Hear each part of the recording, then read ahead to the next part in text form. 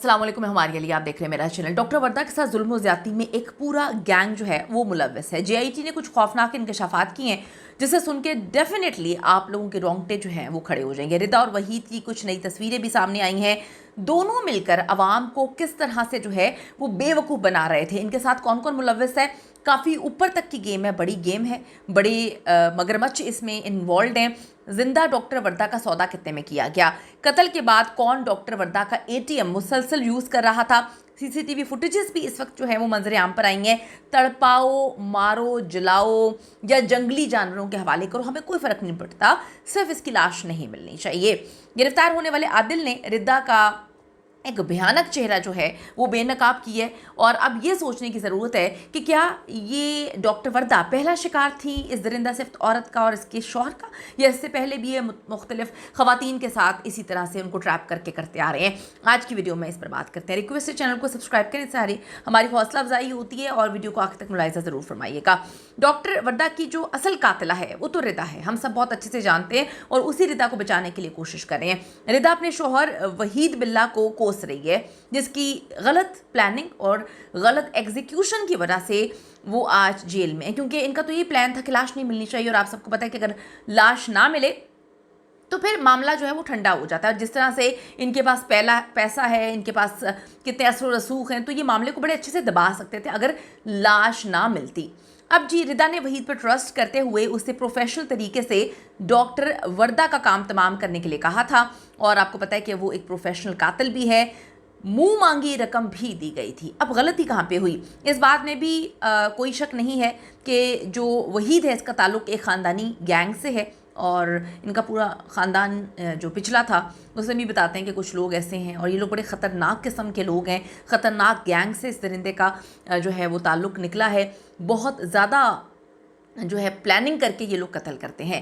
Doctor वर्दा मुश्ताक कत्ल case में बड़ी पेशरफ्त है जी। जेर हिरासत मुलजिम जो आदिल है, इसकी निशानदही पर हलाक मुलजिम शमरेज़ के घर से बेपनाह चीज़ें मिली हैं। यानी कि इन्होंने शमरेज़ का जब इनकाउंटर होता है उसके बाद उसके घर पे बेतहाशा चीज़ें जो हैं छुपा दी जाती हैं। और बड़ी अजीब सी बात है कि शमरेज़ को पुलिस मुकाबले में वो मर तो गया होता है, लेकिन इससे पहले कि पुलिस ने उनके घर में जाकर जो है कोई इन्वेस्टिगेशन नहीं की थी, अब ये शमरेज़ के घर से जो है वो भी निशानदही पर जो मुलजिम आदिल है उसकी निशानदही पे जाके सारी चीज़ें मिली हैं, वरना पुलिस को खुद जाकर इन्वेस्टिगेट करना चाहिए था इसके घर को। डॉक्टर वर्दा का मोबाइल फ़ोन मिला है, शनाख्ती कार्ड मिला है, एटीएम कार्ड्स मिले हैं, गाड़ी के कागजात मिले हैं, खुफिया खाने से भारी मिकदार में असलहा और बारूद भी मिला है। और इसका मतलब ये है कि इनकी एक्टिविटीज़ बहुत ज़्यादा ख़तरनाक थीं। आदिल वही बंदा है जिसने आखिरी वक्त में जो है वो घबरा कर डॉक्टर वर्दा की बॉडी जंगल में दफन कर दी थी। आदिल ने इनके बकौल काम ख़राब किया है, क्योंकि अगर आदिल सही तरीके से उसकी लाश को ठिकाने लगाता तो आज हम में से, आप में से कोई भी इन दरिंदों को जो है इन पर बात ना कर रहे होते, ना पुलिस ने इनको पकड़ा होता, ना पुलिस पकड़ने पर मजबूर होती। आदिल ने इंकशाफ किया कि जो आदिल जो पूरी कहानी सुना रहा है शमरेज़ के हवाले से, आदि मुजरिम था और वहीद से मुसलसल ये राब्ते में रहा करता था। शमरेज़ का एक बंदा तो हर वक्त वहीद के साथ ही रहता था। अब उसका नाम नदीम बताया जाता है।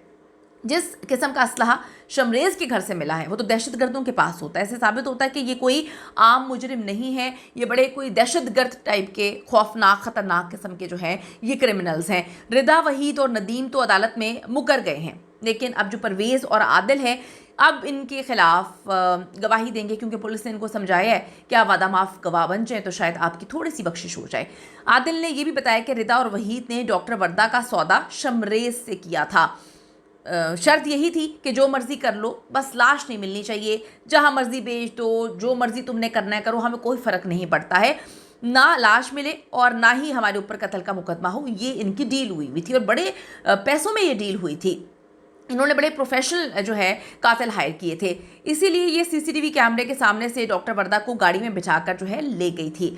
आदिल ने इंकशाफ किया कि जब पहली रात पुलिस ने रिदा को गिरफ्तार किया तो हम बहुत ज़्यादा डर गए थे, घबरा गए थे, लेकिन फिर रिदा के शौहर ने और उनकी फैमिली मेम्बर्स जो भी इस सारे मामले में मुलव्वस थे उन्होंने बता दिया कि परेशान होने की ज़रूरत नहीं है, पुलिस भी अपनी है। जो वहाँ पर डील कर रहे थे पुलिस वाले, उनके साथ इनकी कोई सेटिंग थी, आप देख लेंगे किस तरह से केस को ख़राब किया है। तो कहते हैं हम डर तो गए थे कि हमने हमने तो अभी तक डॉक्टर वर्दा को कत्ल भी नहीं किया, वो तो हमारे पास जिंदा सलामत बैठी हुई है। अगर पुलिस जो है वो कार्रवाई करते हुए उन्होंने मुंह खोल दिया, जो कि रिदा और उसका शोहर पुलिस की कस्टडी में है, अगर वो मुंह खोल देते हैं और हमारे पास आ जाते हैं तो डॉक्टर वर्दा तो जिंदा इन लोगों को मिल जाएगी। बस उसी चक्कर में हमसे वो कहते हैं गलतियां हुई हैं। जेआईटी रिपोर्ट के मुताबिक तमाम मुल्जिमान के राब्ते वहीद से ही निकले हैं और जियो फेंसिंग में रिदा और जो वहीद है उसकी मौके पर मौजूदगी साबित हो चुकी है। यही नहीं बल्कि मौके के गवाह और वहीद के जो साथी परवेज है, इसने भी इनके खिलाफ गवाही जो है वो दे दी है। परवेज ने जो इंकशाफात किए हैं उनके मुताबिक तो असल कातिला रिदा वहीद है, उसका शौहर है, और उसे बचाने के लिए इस वक्त पूरा जोर लगाया जा रहा है, क्योंकि अगर उसने मुंह खोल दिया तो सारे मामला खत्म हो जाएंगे, इसीलिए उसको जुडिशियल करवा दिया गया है।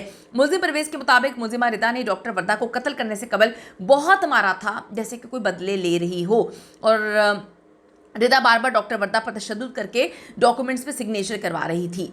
लाश को ठिकाने लगाने के लिए रिदा और शमरेज ने आदिल का इंतखाब किया, जिसकी वजह से सारी गलतियां हुई हैं। आदिल ने गिरफ्तार होकर इस बात की गवाही दे दी कि ये सब कुछ इन्होंने प्लानिंग करके मुझे कहा था कि ये सारा मामला करना है, लाश दफन कर देनी है, गायब कर देनी है, जला देनी, जो मर्जी करो, बस लाश मिलनी नहीं चाहिए। लेकिन जल्दबाजी में मुझसे कुछ गलत फैसले हुए और आज हम यहाँ पर हैं। अपनी कीमती राय ज़रूर दीजिएगा कि अगर पुलिस बर वक्त कार्रवाई करती, फैमिली ने पुलिस को ये तक बता दिया था कि कहाँ पर हो सकती है, किसके घर में हो सकती है, किसके पास हो सकती है, पुलिस की ये जो लापरवाही है, ये जानबूझ के इन्होंने ये जो सारा मामला किया है, क्या एक कीमती जान बचाई जा सकती थी? अपनी कीमती राय ज़रूर दीजिएगा इस हवाले से।